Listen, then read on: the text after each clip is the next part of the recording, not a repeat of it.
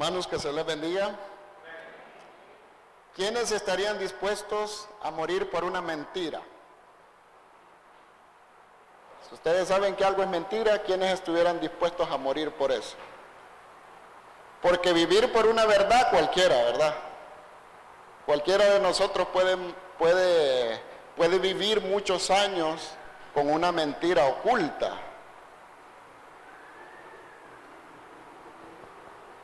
Dicen que 1 de cada 3, no sé, tendría que asegurarme, pero el porcentaje no es bajo, es regular. De esposos en Estados Unidos, para las mujeres ha sido bastante común que le ponen hijos a ciertos hombres que no son de ellos.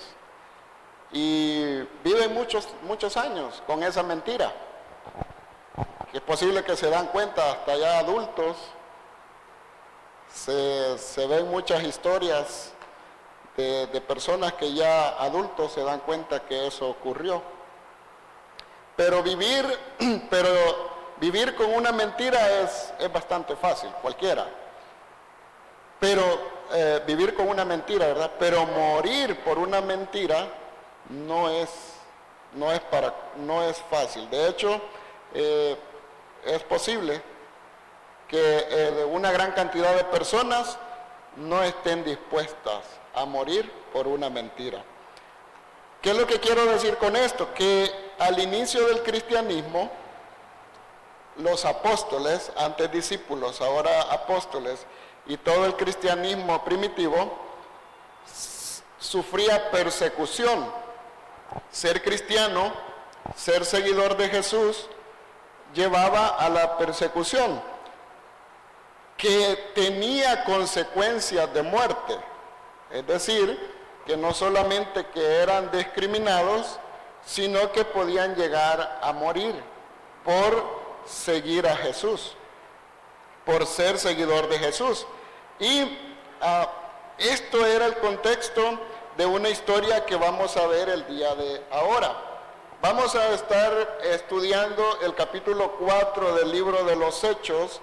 Vamos a leer una muy buena parte para que no nos perdamos algunos detalles de esta fascinante historia, de esta fascinante enseñanza que vamos a recibir del ejemplo que nos dejaron los discípulos, ahora apóstoles.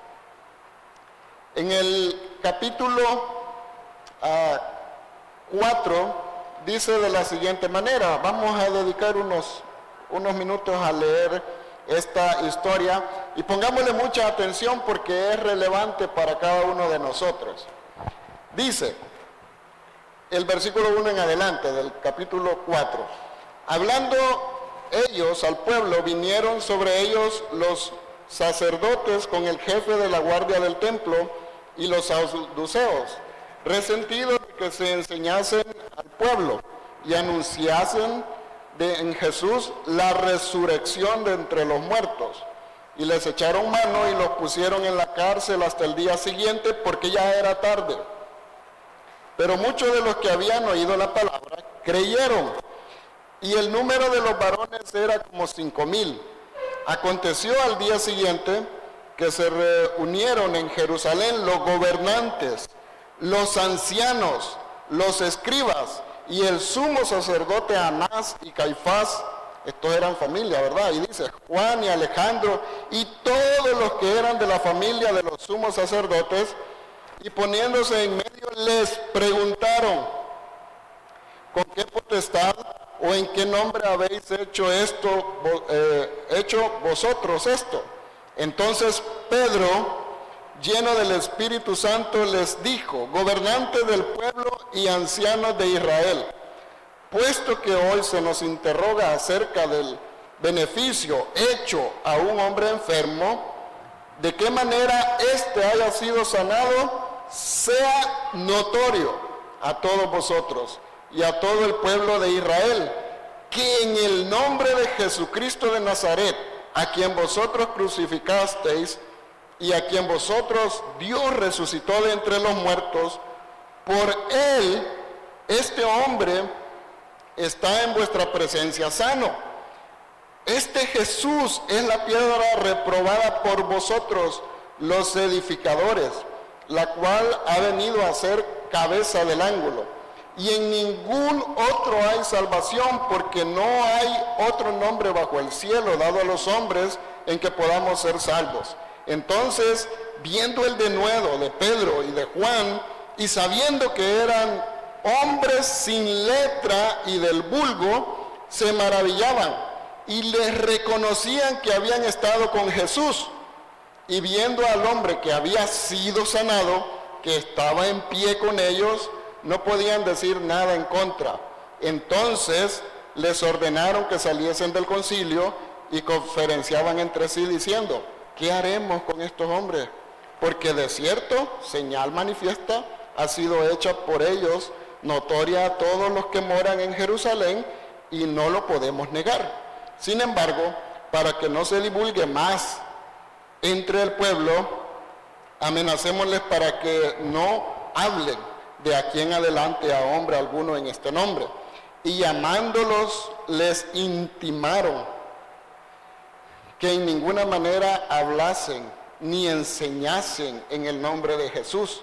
Mas Pedro y Juan respondiéndoles: juzgad si es justo delante de Dios obedecer a vosotros antes que a Dios, porque no podemos dejar de decir lo que hemos visto y oído.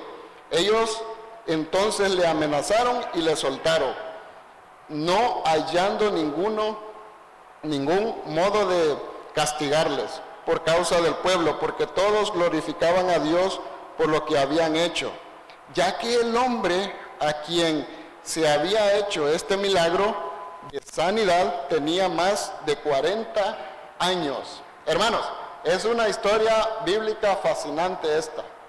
Es para que la leamos en casa y volvemos a analizar ciertos detalles que están acá. Se encuentran los apóstoles haciendo un milagro. Aquí hay un contexto muy importante. Acordémonos que los apóstoles recibieron el Espíritu Santo días atrás, y Pedro predicaba, y esto viene de la conversión de los 3,000 que se convirtieron a Jesús. Esto establece una comunidad de creyentes muy grandes en Jerusalén. El milagro, fíjense que en este juicio, porque es un juicio, es algo que se está juzgando ahí, que se está haciendo a Pedro y Juan, es a causa de que ellos habían sanado a un hombre que había pasado mucho tiempo, había nacido, estaba mal, y cuando ellos, este hombre ya estaba parado porque era cojo. Este hombre era conocido que tenía este padecimiento, pero cuando este hombre es sanado, está de pie, la autoridad en ese tiempo religiosa no quería que se siguiera predicando en el nombre de Jesús, no quería. Entonces, este viene siendo el contexto en el capítulo 3. Los discípulos, los apóstoles sanando a un cojo. Ahora, ante esto no era algo oculto, sino que muchos lo veían. Y el hombre que antes era cojo, que ahora estaba sano de ese padecimiento, estaba enfrente de ellos y no lo podían negar. Entonces, hermanos, ¿se acuerdan la pregunta primera que les mencioné? ¿Quiénes morirían por una mentira? Todos los que estaban ahí sabían que ese milagro era una verdad. Por eso es que podían morir por una verdad y no por una mentira, como la resurrección de Jesús. Ellos habían visto el milagro y sabían que estar con fe, vivir por Jesús, no era una mentira, sino que era una verdad que no se podía negar. Ellos, los apóstoles, habían visto la resurrección, eran testigos. Ahora fueron esparcidos y estaban en diferentes lugares, y Pedro y Juan, en este caso, haciendo un milagro, predicando, se encontraron que fueron llevados a juicio ante el Sanedrín por haber hecho un milagro en nombre de Jesús. El Sanedrín, que nos acusen a nosotros una persona que no tiene mucho poder, no nos afecta tanto, pero que nos acuse a alguien que tiene poder, que tiene autoridad, que tiene los medios y que nos puede ejercer algo sobre nosotros, ya es otra cosa. Y Pedro y Juan fueron, en la lectura, fueron arrestados por la autoridad judía de ese tiempo. El Sanedrín era toda una estructura que regulaba lo religioso, que tenía regulación en lo civil y también en lo penal. O sea que era la autoridad máxima que podía haber. Y entre el Sanedrín habían saduceos que estaban en contra de la resurrección.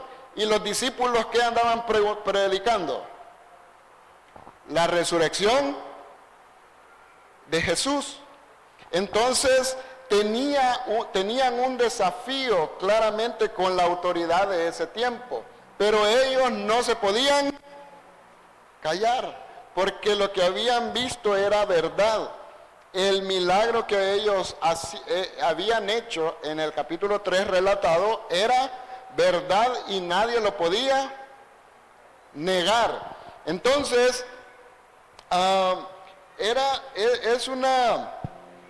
es un contexto en el que se enfrentaron muy desafiante con la autoridad de ellos en ese tiempo. Entonces, viendo esta historia, así, el contexto, vamos a hacer, hermanos, un estudio, o vamos a ver algo relevante que debería de ayudarnos, de enseñarnos, y que nos desafía a que nosotros no volvamos atrás. Que si somos cristianos, seamos más fervientes en la fe, más entregados a las actividades religiosas, que seamos más consagrados y que tengamos una vida de acorde a Jesús.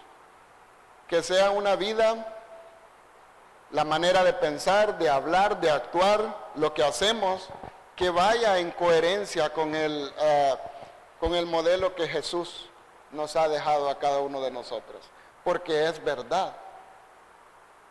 Porque desde el inicio, personas decidieron morir por esa verdad y no vivir con una mentira. Por eso. Entonces, vamos a estudiar, hermanos, lo siguiente. Uno, es que la verdad incomoda. Hay personas que tienen esta frase: no me siga hablando, porque la verdad incomoda. La verdad no nos hace sentir bien de acuerdo a nuestro modo de vivir en ciertos momentos de nuestra vida. Y lo que ocurre es que el enemigo trata de silenciarnos, de apagarnos. Aquí no hay cristianos, solamente el domingo en la San Nicolás hay cristianos. Ya después para afuera el enemigo quiere silenciarnos.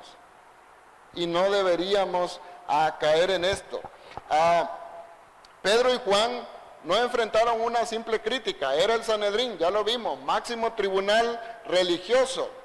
Sin embargo, tenían un respaldo que nadie podía negar.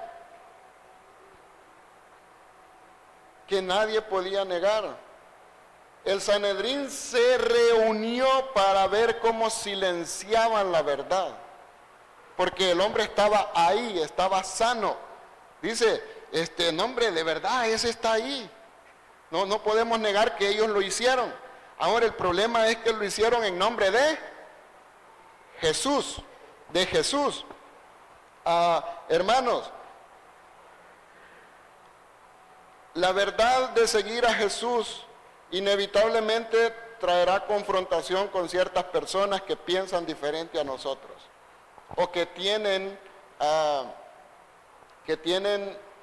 costumbres diferentes a lo del cristianismo, que viven según la carne, las pasiones, que viven según el placer de esta vida y no según la verdad de Jesús.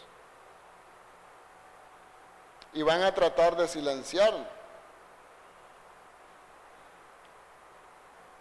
Pero hay evidencia, y la evidencia es la que nosotros debemos de vivir y que sea el respaldo de la verdad a través de nuestra vida, de la verdad que Jesús y que Dios hace en cada uno de nosotros. Hermanos, ¿estamos dispuestos a enfrentar oposición a causa de seguir a Cristo? Y no de cualquier persona, sino de personas importantes que nos quieran provocar a negar la fe. Esto es lo que enfrentaron los discípulos. Sin embargo, ellos quisieron seguir viviendo por la verdad. La verdad.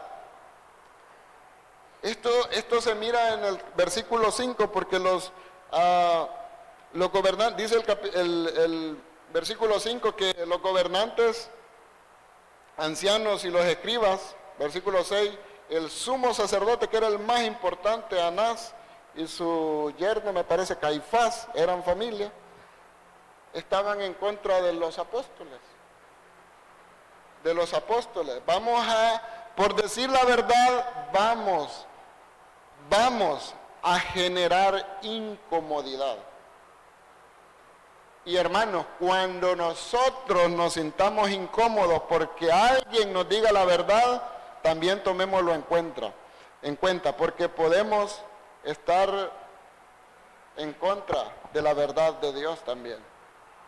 Hay dos caras acá que podemos aprender. Uno es vivir por la verdad, y dos, que cuando alguien nos esté hablando la verdad, ser lo suficiente mansos y humildes para recibirla, porque nos va a generar incomodidad. Hermanos, en el versículo número 7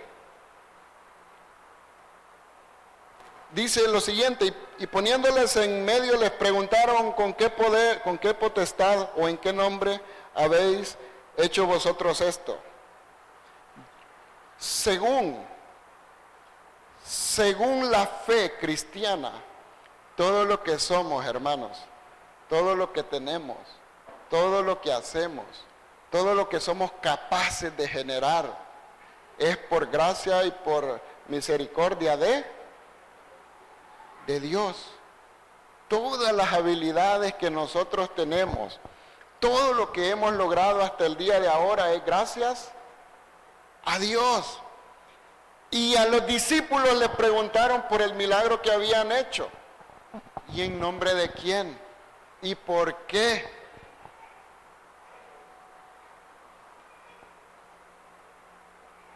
Y cuando nosotros hablemos esto, no es una etiqueta o es un pronombre, no, sino que cuando nosotros digamos es gracias a Dios, es porque por la misericordia de Dios, es porque Dios me ha permitido, porque Dios me ha dado la familia, porque Dios me ha dado lo que tengo. No solamente es un pronombre o una etiqueta, sino una declaración de lealtad y de lo que Dios ha hecho en cada uno de nosotros. La pregunta del concilio, del Sanedrín, revela su preocupación. Y fíjense que no es el milagro, porque el milagro había comprobación ahí, sino que quién respaldaba ese milagro. En el mundo espiritual no es lo mismo, hermanos, decir fue el doctor, fue la situación. No es lo mismo que nosotros vayamos por la vida diciendo que pues se dio la casualidad, a que digamos que fue Dios y que lo creamos firmemente, que estemos convencidos que todo lo que pasa a nuestro alrededor es gracias a Dios. No es lo mismo, es que estuve ahí en el momento, no. Para todo cristiano, la declaración de decir gracias a Dios es una declaración de lealtad y del poder que Dios demuestra a través de cada uno de nosotros. Nombrar a Jesús en ciertos contextos es hostilidad, es desafiar personas, es desafiar momentos, de romper silencios y de decir algo que quizás para otros esté fuera de lugar. Pero nosotros debemos de demostrar la lealtad a Jesús.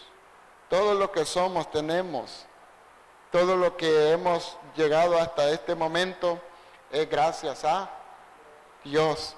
El concilio no estaba preocupado por lo que habían hecho, estaba preocupado quién estaba detrás de ellos. Pero hermanos, debemos de ser llenos del Espíritu, de estar convencidos, de demostrarle a los demás y de declarar nuestra fidelidad a Dios. En el versículo número 8 hay una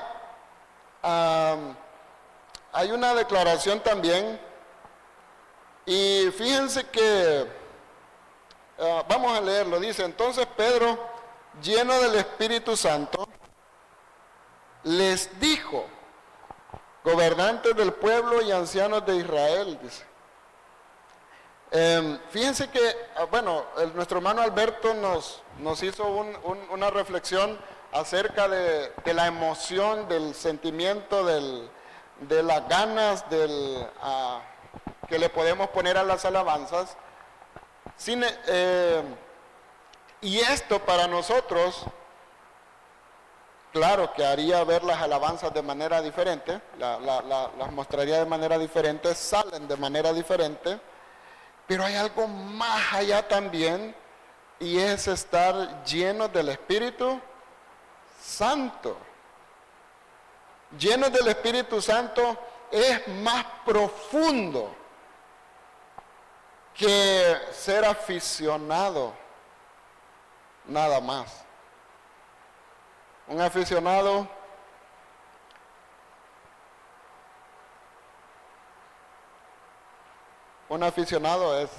se nota pues en la camisa, en todo eso. Pero alguien lleno del Espíritu Santo se nota más. Se nota más la forma que habla, que piensa, que mira a los demás, que trata a los demás. Y Pedro y Juan dice que para hablar ante el Sanedrín, ellos estaban ¿qué? Llenos del Espíritu Santo. Hermanos, debemos de tener un gran cuidado. Aquí nosotros, pero más que todo voy a hablar de los niños, ahorita vienen porque los traemos, porque no les queda de otra, y pueden estar aquí como aficionados, como pues, vamos a la clase y todo. Pero cuando de verdad el Espíritu Santo, el temor a Dios, esté dentro de ellos, nunca se van a apartar. Van a estar ahí. Van a estar. Y dice que debemos de procurar, hermanos, ser llenos del Espíritu Santo. Ser llenos del Espíritu Santo. Es más que nada más identificarse. La respuesta de Pedro teológicamente, es decir, por la convicción que nosotros tenemos como cristianos, es muy precisa, firme y audaz, sabiendo enfrente de quién estaba hablando. No hay arrogancia, pero tampoco hay timidez. Debemos de decir la verdad, ni ser arrogantes ni ser tímidos. El Espíritu da las palabras que cortan como espada, dice. La Biblia se vuelve espada de dos filos, que primero nos afectó a cada uno de nosotros para convertirnos, pero también para dar testimonio a los demás de nuestra fe. Hermanos, debemos de buscar ser llenos del Espíritu Santo cada día para responder con sabiduría y con poder en momentos difíciles. Porque las palabras que podemos decir quedan en la mente de las demás personas. Una herida se puede sanar, ¿verdad? Una herida, una quemada o algo que hayamos sufrido. Pero las palabras pueden quedar muy vivas ahí adentro. Y debemos de tener mucha sabiduría a la hora de hablar. Y esto se puede lograr con el tiempo y día con día, procurar ser lleno del Espíritu Santo. Del Espíritu Santo. El versículo 12 hace una reflexión grande. Dice: y en ningún otro hay salvación, porque no hay otro nombre bajo el cielo dado a los hombres en que podemos ser salvos. La exclusividad de Cristo no es intolerancia, ¿verdad? Es la verdad para cada uno de nosotros. Solo Jesús, solo Cristo, por medio de Él.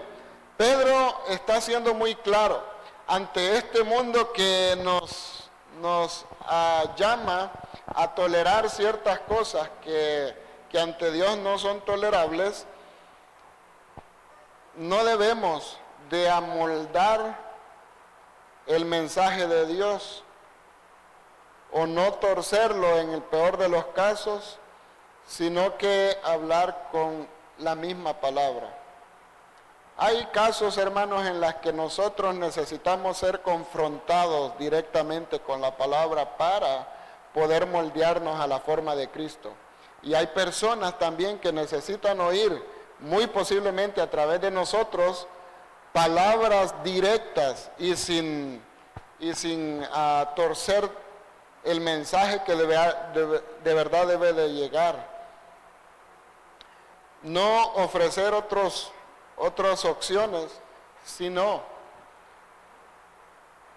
Pedro está siendo claro y dice solamente en Jesús. El Evangelio no es una opción entre muchas, hermanos, es la única, Nuestra familia, nuestros amigos, todos los que conocemos solamente podrán ser salvos por medio de Jesús, no por ninguna otra forma. La verdad, la valentía de Pedro no está en su tono de voz, sino en la verdad de su contenido, de lo que está diciendo. No hay, en ningún otro hay salvación. No es por la forma que lo dice, sino lo que está diciendo. Aunque el Sanedrín reconoce, ¿verdad? Y bueno, en la historia se reconoce que ellos hablaron con valentía, con denuedo. Y más sabiendo que eran personas de las que no se espera que hablen de tal manera. Porque Dios, Jesús, transforma nuestra vida, nuestros pensamientos y nuestras palabras para hablar con la verdad. Debemos de proclamar claramente lo que somos.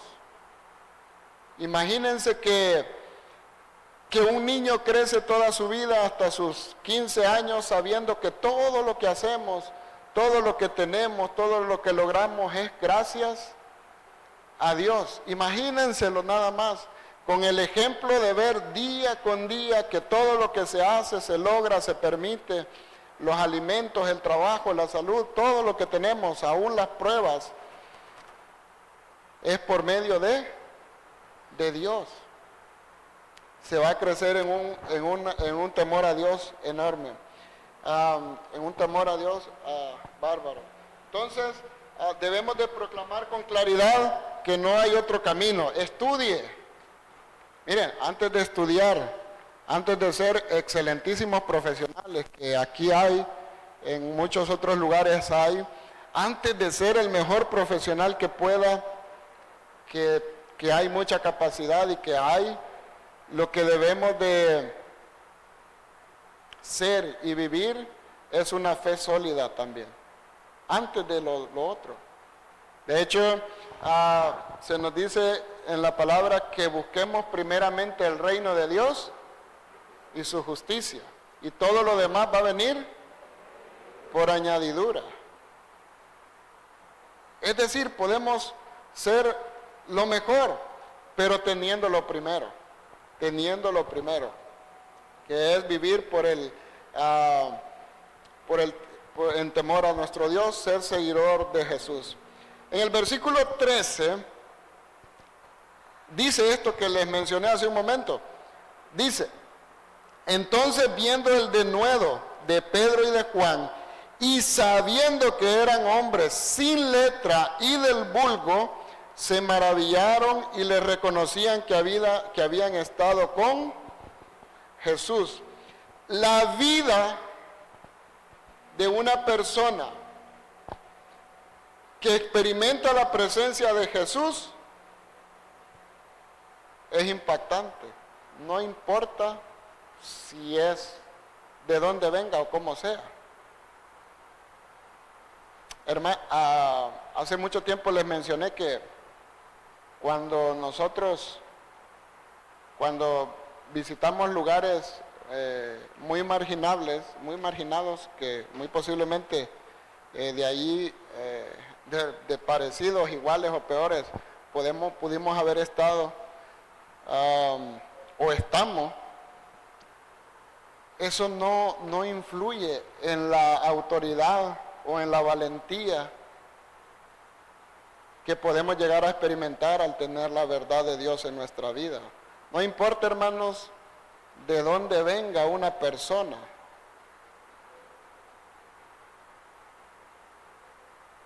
De tanto estudio, aquí habla claramente que no eran personas importantes en esa época, pues. Era de las personas más corrientes que podían haber. O sea que no eran relevantes. Pero no importa de dónde venga, pero se está reconociendo que ellos habían estado con Jesús por la forma que hablaban. Entonces, hermanos, usted de donde venga, como sea, nunca se sienta menos, siempre y cuando hable con la verdad de Jesús en sus palabras. Actúe como Jesús quiere que actuemos. No nos sintamos menos que otros. El problema del rico es que a veces se siente superior a las otras personas. El problema del pobre es que se siente inferior aunque no lo sea. Entonces, cuando nosotros cuando nosotros convivamos con las demás personas, vivamos como Jesús quiere que vivamos, y cualquiera va a notar que Dios ha impactado nuestra vida. Ha impactado nuestra vida. El concilio no podía negar el milagro que estaban presenciando todos. No podían negar. Es como estar en contra de algo, pero hay tanta evidencia que afirma en lo que no estamos de acuerdo. No solo impacta lo que está, sino por medio de quién fue hecho el milagro, que fue por medio de Jesús.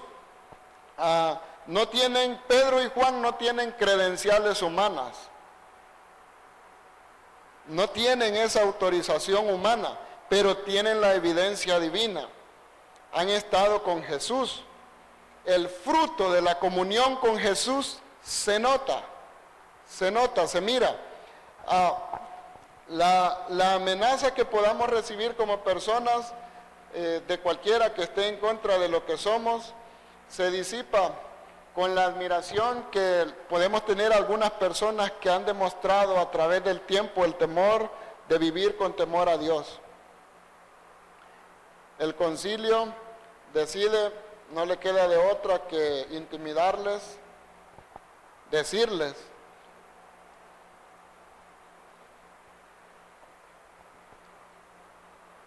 y algunas personas allá afuera, hermanos, respetan la fe que podamos tener, pero aún van a tratar de silenciarnos, porque la verdad incomoda, debemos de hablar con la verdad. La admiración no garantiza la aceptación de lo que se hace. Una persona puede ser muy admirada, pero no se le acepta muchas cosas que hace. Y no deberíamos de aceptarle. A veces aceptamos cosas por lo importante que es una persona, pero deberíamos de vivir bajo la verdad y no bajo la admiración simplemente.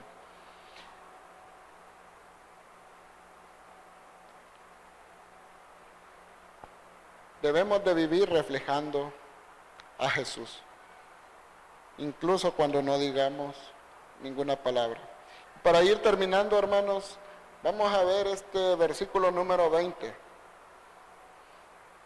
Hechos 4:20. Dice, ya casi para ir terminando la historia, ¿verdad? Porque no podemos dejar de decir lo que hemos visto y oído. El silencio no es una opción. Es cierto que vivimos callados muchas veces, pero el silencio no es una opción cuando el corazón está lleno de Cristo. No podemos quedarnos tatareando una alabanza si no la podemos, pero un corazón que está lleno de Cristo va a intentar cantarla. Va a intentar.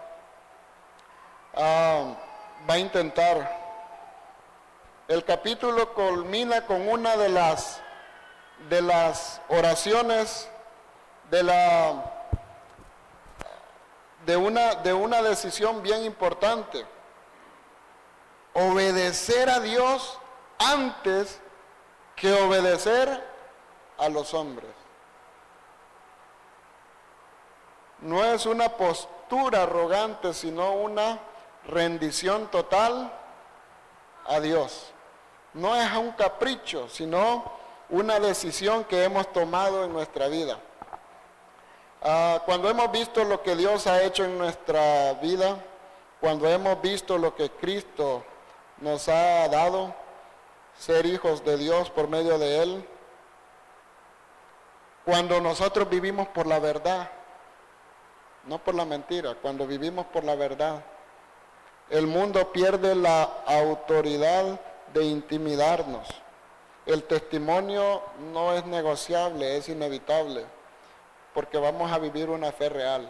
Los discípulos dijeron, es que no, el Sanedrín, la autoridad, pues, los más importantes, los que regulaban los vecinos, los que tenían autoridad religiosa, civil y penal, estaban queriendo callarlos, y ellos dijeron, no, es necesario obedecer a Dios antes que a los hombres. Hermanos, esta historia es fascinante, trae muchas cosas acá que nos invitan a vivir como cristianos auténticos, seguidores de Jesús, que vamos a experimentar, pero viviendo por la verdad. Como les decía, hermanos, desde el inicio, nosotros podemos negar a Jesús si no estamos convencidos que la resurrección es real. Nosotros podemos negar nuestra fe si en algún momento dudamos que no estuvieron estos milagros. Y debemos de crecer espiritualmente para ser llenos del Espíritu Santo y poder dar respuesta de nuestra fe. Hermanos, mi deseo y Dios, lo que nos invita esta mañana es que no retrocedamos, que las situaciones que nos pasen en la vida, pruebas o éxitos, no nos alejen de Dios, que seamos inquebrantables en nuestra decisión de seguir a Jesús. Que el Señor les bendiga.